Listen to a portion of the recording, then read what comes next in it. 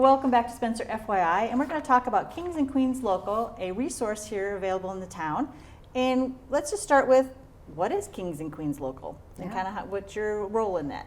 Awesome, thank you. Yes, my name's Tina VandeHoef, and I'm the Executive Director of Kings and Queens Local, and we support foster and adoptive families. So our mission is to surround the families in our local communities with other local community members to survive. How did the idea come about? Oh, yes. So I was a teacher in Northeast Iowa in Janesville Community Schools back in about 2012. And my husband and I did not have kids. We were just married. He was an engineer at John Deere. And I saw a lot of the yuck that the kids came into the classroom with. And I asked him if we could become foster parents. And he looked at me like I was crazy. And we took the class, and then we accepted and welcomed 3 little kiddos in. Awesome. So yeah, that's kind of how it started. Eventually we moved back to Northwest Iowa, and we realized that there wasn't many support for those families, and so that was our mission, to start Kings and Queens Local. All right. How did you get involved? I'm Julia. I help with the kids side of it, so luckily Tina wrangled me into this group a few years ago. But my husband and I have a similar story. I was in my first year of teaching in Sioux Falls, and my husband and I knew we would do foster care eventually. I have family members that were adopted out of foster care, so it was always close to my heart. But within that first year, one of my students was placed into care, and my husband happened to be mentoring him. And his placements weren't going well, and we knew we needed to do something, so we were able to bring him into our home with his younger brother as well. Through fictive kinship, and so that was kind of our introduction to foster care, and we got licensed as we went, and now we have 3 young kiddos in our home, our biological kiddos, and we aren't able to do foster care in this moment, but KQL is our way of just being a part of that community and trying to support. So where did the name Kings and Queens Local come from? When we first moved here in 2014, we were a part of a church community, and we had a missional community, which is like a small group, called Kings and Queens. And our passion was just to support local foster families.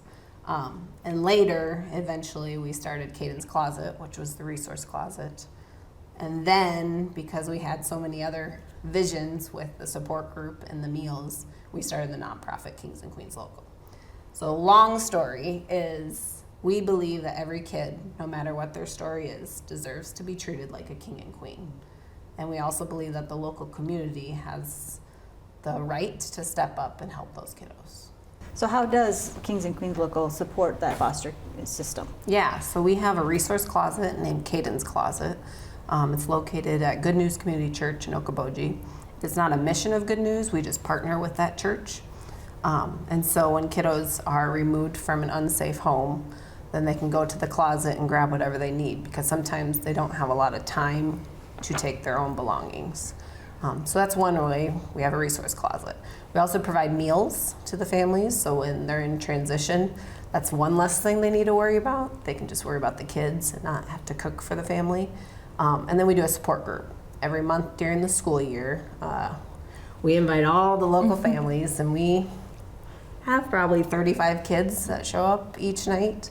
And the kids go in the back and the adults go in the front. We provide training so that they can get their foster care credits, because in Iowa they have to have 6 hours a year to keep their license. So we do that, and then we let the kids go in the back with Miss Julia. And yeah, if she could share kind of what she does in the back, that would be awesome, because I think it's important that our kids are supported too.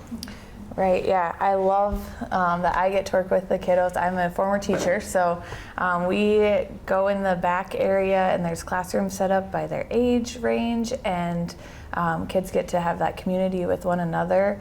We also lead a lesson that's faith-based, and so the kids are hearing how they're loved by each of us, but also by Jesus. And so that's been really important to be able to integrate that into their mind, because they're going through so much so often. So to know that they are cared for and loved deeply is so important. They're also fed a meal, which is super special. They get to sit around the table and talk with one another. There's so many great volunteers that are providing the meal, taking the time to build those relationships around the table, and as they're playing games, and we get to do a craft that goes along with our lesson for the night. And so we just try to make it a really fun couple of hours with the kids, and so that they're engaged and safe and having a great time, so that their adults can learn and really be fed as well. Yeah, kind of take a break from the normal life of stuff. And it's important for the adults to be in the front without their kiddos, because parenting is hard anyway, but parenting kids from hard places is a challenge, and no one really gets it unless you're in that with other people. A couple of fun things we do is in the summer we partner with Arnold's Park Amusement Park, and we bring the kids to let them ride the rides all day. We end the night with a pizza party in the Majestic Pavilion. If you've ever been there, it's a beautiful space. So a lot of our kids are just like awed. So that's pretty fun. And then right now we're actually working on a Christmas present project. We feel like we want to give every kiddo in Kings and Queens a Christmas gift, and we hope to partner with the local community to buy those gifts for the kiddos. And it's not because our families can't afford, because they can. It's just our way of saying thank you for opening your home to these kiddos. So that's fun. So how do you get connected with the foster parents, the foster families? So we have a really good connection with LSI, Four Oaks, and then HHS, who place the kiddos. They let the families know that we are a support, and then they just need to reach out to us, and then we kind of make the connections after that.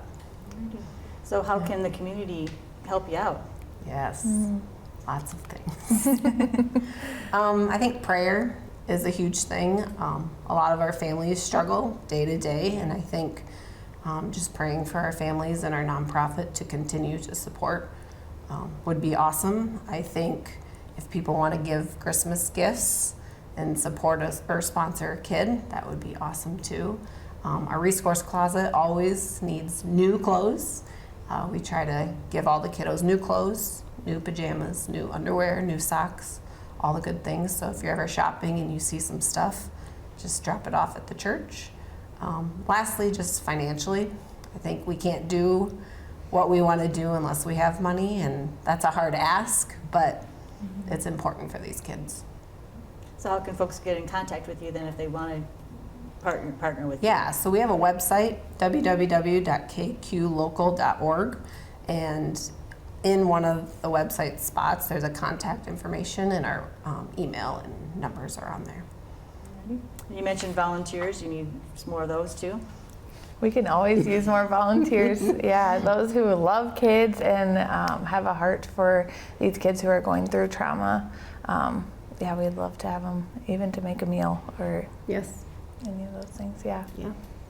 So the easiest way to get a hold of you is just through that website? Yeah. That's just the easier funneling system. And you can also follow along on Facebook too. Yep. See what's going on with Kings and Queens that way. All right, awesome.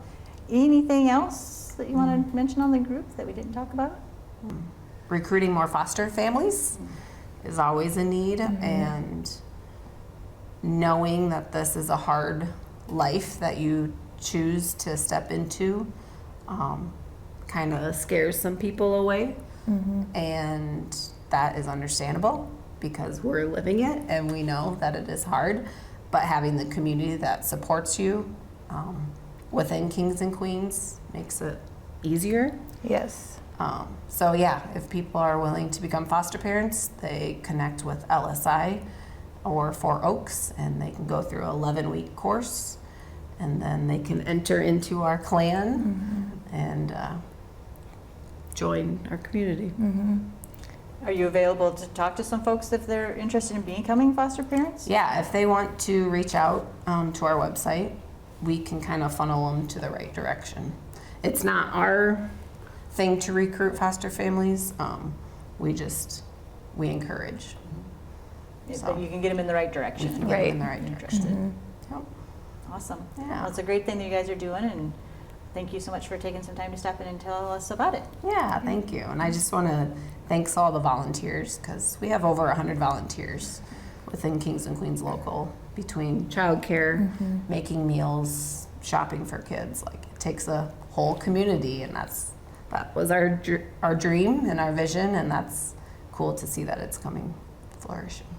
Awesome. Well, thanks for starting it up and bringing it here to Northwest Iowa. Thank you. You're welcome. Thank you. We'll be back with more right after this.